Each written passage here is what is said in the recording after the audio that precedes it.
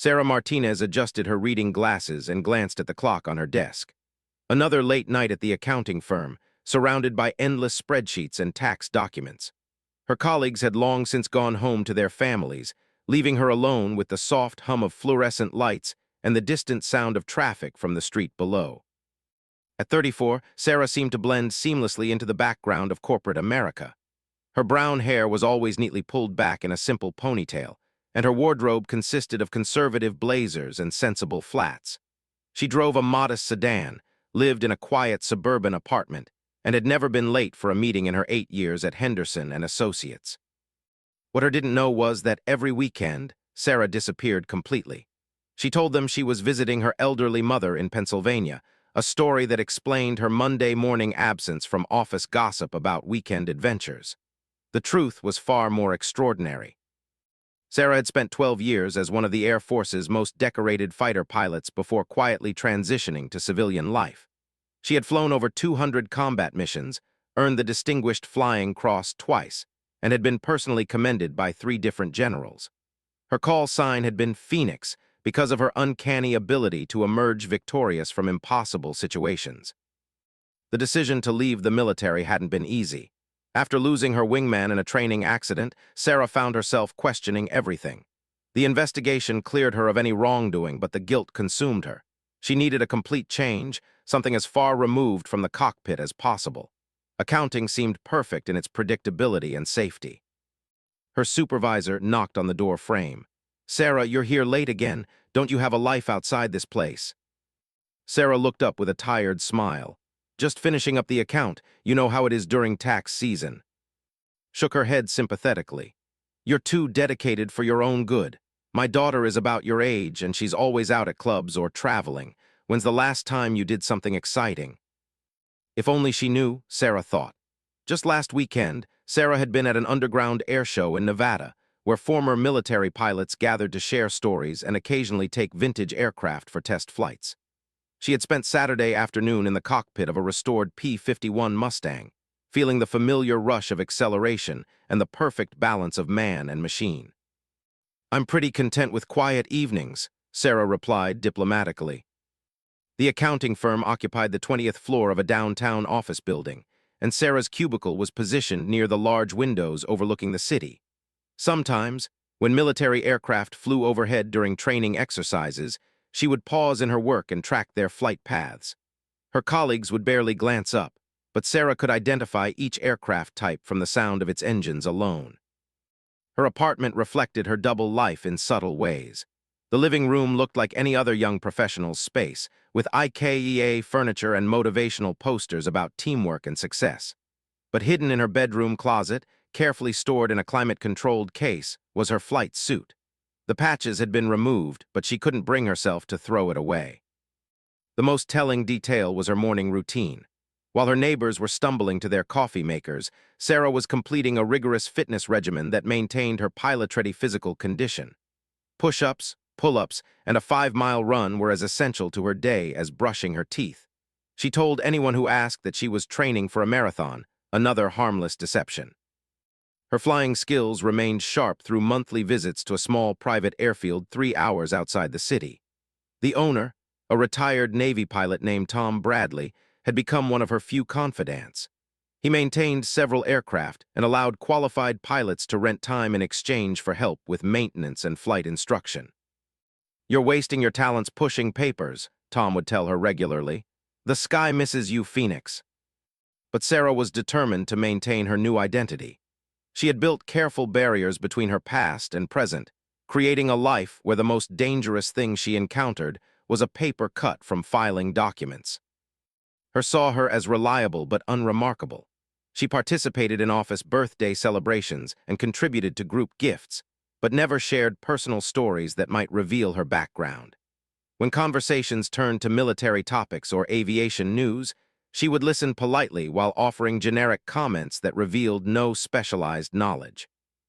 The irony wasn't lost on her that she now spent her days calculating risk assessments and insurance premiums for other people's adventures, while her own greatest risk was carpal tunnel syndrome from excessive computer use. She had traded the infinite freedom of 3-dimensional flight for the confined safety of a fabric-covered cubicle. Late one Thursday evening, as Sarah was preparing to leave the office, she heard an unusual sound outside. Through the window, she could see a formation of military jets conducting a night training exercise. The lead aircraft peeled away from the group in a maneuver she recognized as a combat spread formation. For a moment, muscle memory took over. Her body unconsciously shifted into the alert posture she had maintained during countless briefings, her eyes automatically calculating angles and distances. Then she caught herself, quickly gathering her papers and heading for the elevator. In the parking garage, starting her reliable sedan, Sarah allowed herself a moment of nostalgia. She missed the camaraderie of the squadron, the absolute clarity of purpose that came with military service, and yes, the incredible sensation of controlling a machine capable of breaking the sound barrier. But she had made her choice. Sarah Martinez, accountant, was who she needed to be now. The woman who had once danced with death at 30,000 feet was buried beneath spreadsheets and tax codes, and that was exactly how she wanted it. The next morning brought the usual routine: coffee, exercise, shower, and the drive to work through predictable traffic patterns. Sarah settled into her cubicle, powered up her computer, and began reviewing client files. Another ordinary day in her carefully constructed ordinary life. She had no way of knowing that in less than 72 hours, everything would change. The skills she had worked so hard to suppress would become the only thing standing between thousands of innocent people and disaster. The quiet accountant was about to become Phoenix once again, whether she wanted to or not. The emergency alert pierced through the quiet Saturday morning like a knife. Sarah was in her kitchen, preparing her usual weekend breakfast of oatmeal and fruit, when her phone erupted with the distinctive tone she hadn't heard in 3 years. Her blood froze as she recognized the pattern. This wasn't a weather warning or missing person alert. This was a military emergency notification. She grabbed the remote and switched to the news, where a grim-faced reporter was standing outside Air Force Base in Colorado Springs.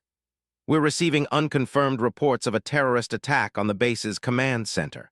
Multiple explosions have been reported, and there appears to be significant damage to the facility's air traffic control systems." Sarah's phone rang. The caller ID showed a number she recognized but hadn't seen in years: Colonel Hayes, her former commanding officer. With trembling fingers, she answered. "Phoenix, we need you." His voice was tight with urgency. "How quickly can you get to Edwards Air Force Base?" "Ma'am, I don't understand. I've been out of service for 3 years. I'm a civilian now." "Not anymore. The President signed emergency orders an hour ago reactivating recently retired pilots with top-secret clearance. We have a code black situation developing." Sarah's mouth went dry. Code black meant imminent threat to national security on the highest level. What's the situation? A terrorist cell infiltrated and stole classified flight plans for Air Force One. The President was scheduled to fly to the G7 summit this afternoon, but we've had to ground the flight. That's not the worst part. Intelligence suggests they have someone on the inside who can remotely access our defense network. We need pilots we can absolutely trust to patrol the airspace around Washington, D.C. Sarah sank into a kitchen chair. "Colonel, I haven't been in combat in 3 years. I'm out of practice, out of certification. Your psychological evaluation from last month says otherwise." "What evaluation? I never—" Sarah stopped. The routine physical exam she'd taken for her accounting job's insurance policy. She had wondered why it included so many questions about stress tolerance and reaction times. "You've been monitoring me." "We monitor all former pilots with your security clearance. The country invested too much in your training to lose track of you completely. Your fitness reports have been exemplary, and your civilian record shows exactly the kind of stability we need right now." Through her apartment window, Sarah could see ordinary people walking their dogs and washing their cars. None of them knew that somewhere, people with the knowledge to penetrate American air defenses were planning something catastrophic. "I need to know I can count on you, Phoenix. We have reason to believe the attack on was just the beginning. There are indications of coordinated strikes planned for this weekend." Sarah closed her eyes, and for a moment she was back in the cockpit during her final mission, watching aircraft spiral toward the ground in flames. The guilt crashed over her like a physical weight. "Phoenix, are you there?" "Yes, ma'am, I'm here."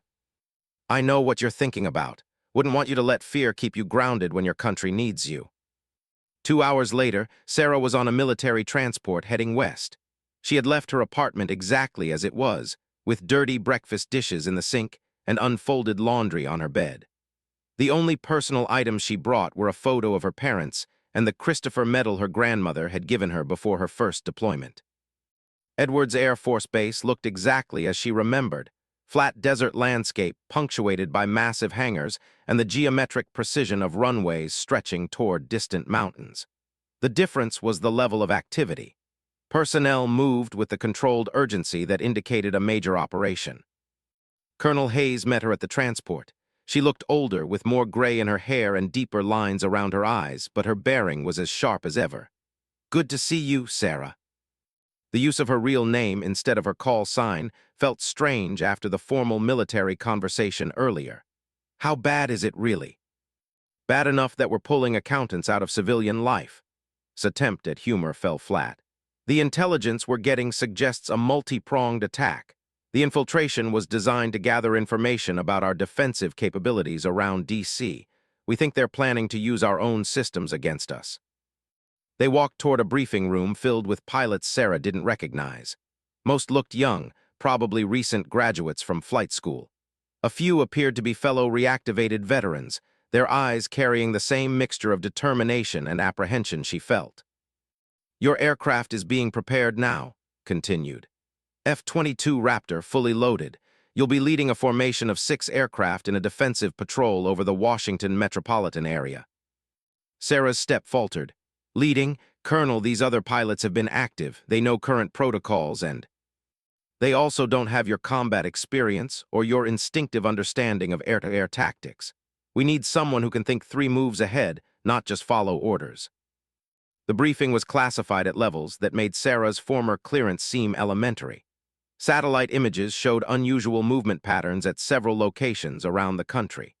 Communications intercepts suggested coordination between domestic and international terrorist cells.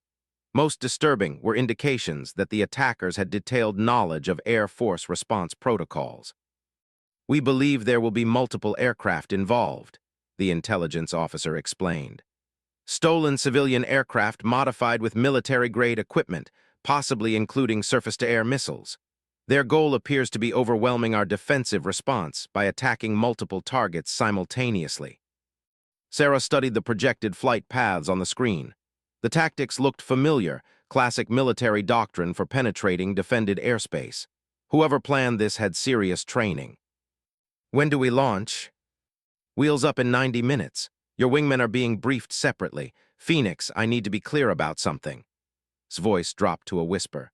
"Rules of engagement are weapons-free. If you identify hostile aircraft in the defense zone, you are authorized to engage without further authorization." Sarah nodded grimly.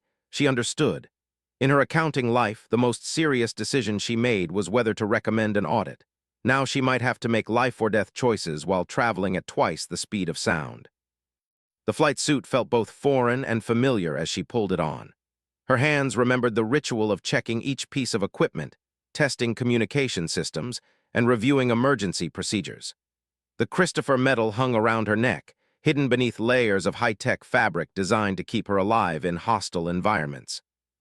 Walking toward the F-22, Sarah felt the familiar flutter of pre-flight adrenaline. The aircraft was a masterpiece of engineering, sleek, powerful, and deadly. Its stealth capabilities and advanced radar systems made it nearly invisible to conventional detection methods. In the right hands, it was the most formidable air superiority fighter ever built. The crew chief, a young sergeant who couldn't have been more than 22, helped her with the final pre-flight checks. "Ma'am, it's an honor to work with you. I've read about your service record." Sarah was surprised. She thought her military history had been buried in classified files. "Thank you, Sergeant. Take good care of this bird while I'm gone." "Yes, ma'am, bring her home safe." As Sarah climbed into the cockpit, she caught a glimpse of herself in the aircraft's polished surface. The reflection showed not the mild-mannered accountant from Henderson and Associates, but Phoenix, alert, focused, and ready for battle. The engines spooled up with a sound like controlled thunder.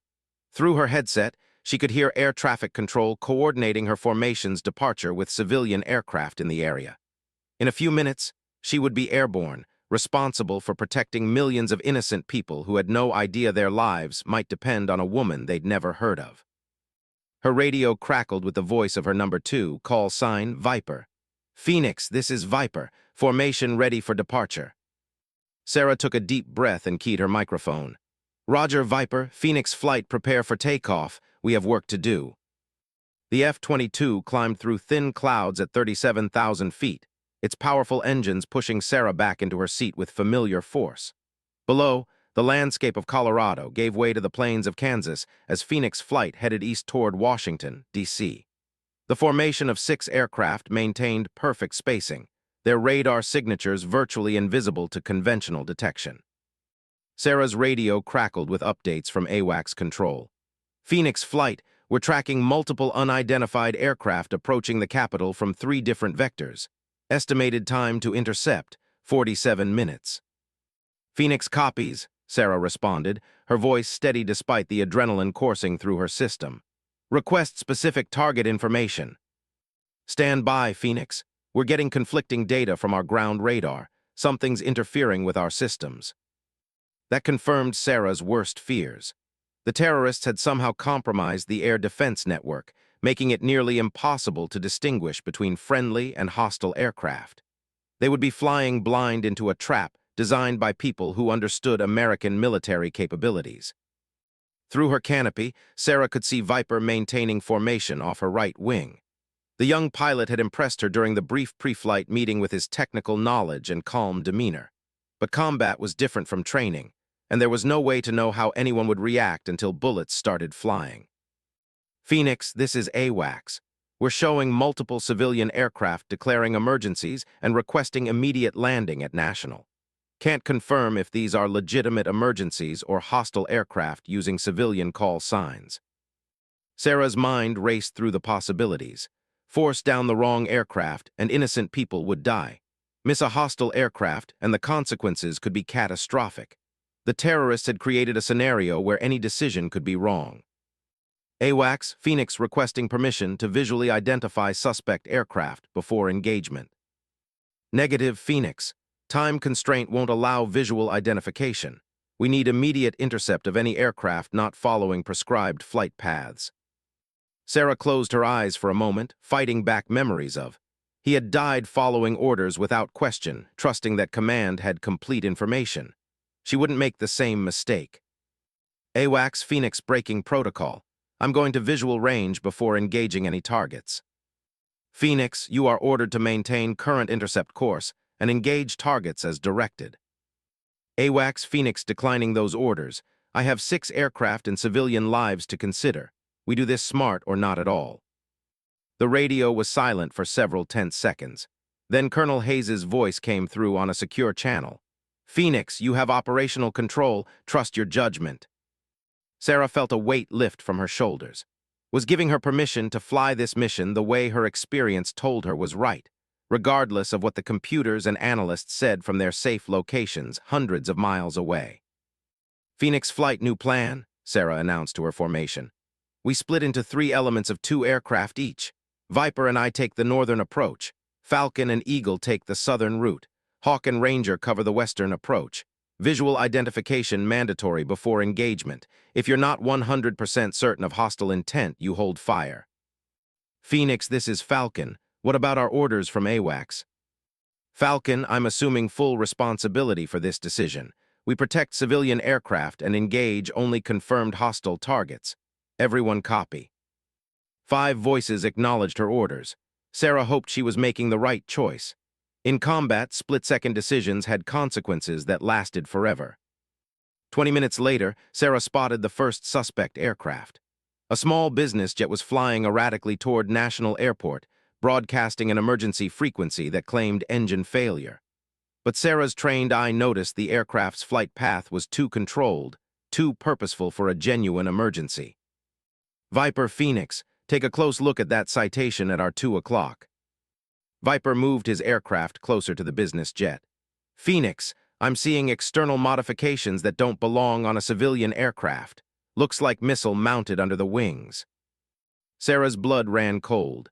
"All aircraft, Phoenix, we have confirmed hostile. One Citation-class aircraft with weapons modifications approaching National.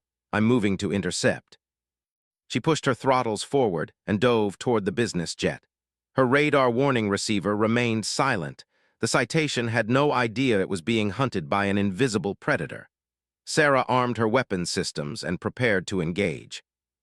Unidentified Citation, this is United States Air Force. You are ordered to change course immediately and land at Air Force Base. Acknowledge immediately or face hostile action. The Citation's response was to accelerate toward its target. Through her targeting system, Sarah could see the aircraft was loaded with missiles aimed at the White House complex. Phoenix engaging, she announced and squeezed the trigger. The AIM-120 missile streaked away from her aircraft like a guided lightning bolt. 2 seconds later, the Citation disappeared in a fireball that lit up the afternoon sky. Sarah felt no satisfaction, only grim determination to find the next threat. All aircraft Phoenix, first hostile down, report status. Falcon here. We've intercepted 2 aircraft flying in formation toward the Pentagon. They're not responding to warnings. Eagle confirms hostile intent. Both aircraft have external weapon systems. Take them down, Sarah ordered. The sky above Washington erupted in aerial combat, unlike anything seen over American soil since World War II. Sarah's formation engaged multiple hostile aircraft while trying to avoid civilian flights that were frantically trying to escape the area. Sarah spotted movement in her peripheral vision, another aircraft diving toward her from above. Her training took over instantly. She pulled hard left while deploying countermeasures, feeling the G-forces try to crush her into her seat. The hostile aircraft, an F-16 painted to look like an Air National Guard fighter, overshot her position. Phoenix, you have a bandit on your tail, Viper called out. I've got him, Sarah replied, revering her turn and pulling her nose up toward the fake F-16. The enemy pilot was skilled, but not skilled enough. Sarah's years of combat experience gave her an edge in three-dimensional thinking that training could never replicate. She fired a Sidewinder missile that tracked straight and true. The F-16 exploded spectacularly, raining debris over the Potomac River. Phoenix flight, sound off, Sarah called, breathing hard from the physical stress of aerial combat. Viper good. Falcon good, 2 hostiles down. Eagle good. Hawk good, 1 bandit down. Ranger, the voice was strained. I'm hit, engine fire, attempting emergency landing at. Sarah's heart sank. Ranger was only 24 years old, fresh out of flight school. Ranger, Phoenix, can you maintain control? Roger, Phoenix, aircraft is controllable. I'm going to make it. Good man. Viper, escort Ranger 2. Rest of the flight, remain on patrol. This might not be over. But it was over. The final tally showed 8 hostile aircraft destroyed, with no civilian casualties and only 1 damaged American fighter. The terrorists' plan had been sophisticated and well-coordinated, but they had underestimated the skill and determination of the defenders. 3 hours later, Sarah was back on the ground at Air Force Base, exhausted but alive. The adrenaline was wearing off, leaving her with shaking hands and the familiar post-combat mixture of relief and numbness. Colonel Hayes found her in the debriefing room. Outstanding work, Phoenix. The President wants to thank you personally. Sarah shook her head. That's not necessary, I just did my job. Your job was accounting spreadsheets. This was something else entirely. Sat down across from her. The offer stands, Sarah. You can come back anytime. The Air Force needs pilots like you. Sarah thought about her quiet apartment, her predictable routine at the accounting firm, and the safety of a life where the most dangerous decision was whether to audit a client's tax return.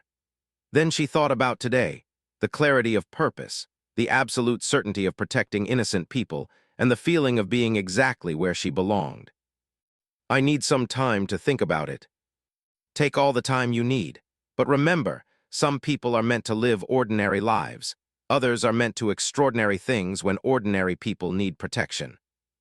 That evening, Sarah sat in her hotel room watching news coverage of the day's events. The media was calling it the Battle of Washington, and military analysts were praising the split-second decisions and exceptional skill of the defending pilots. No names were mentioned. The pilots' identities remained classified for security reasons. Her phone rang. It was from the accounting firm. Sarah, I saw the news about the attack in Washington. Are you okay?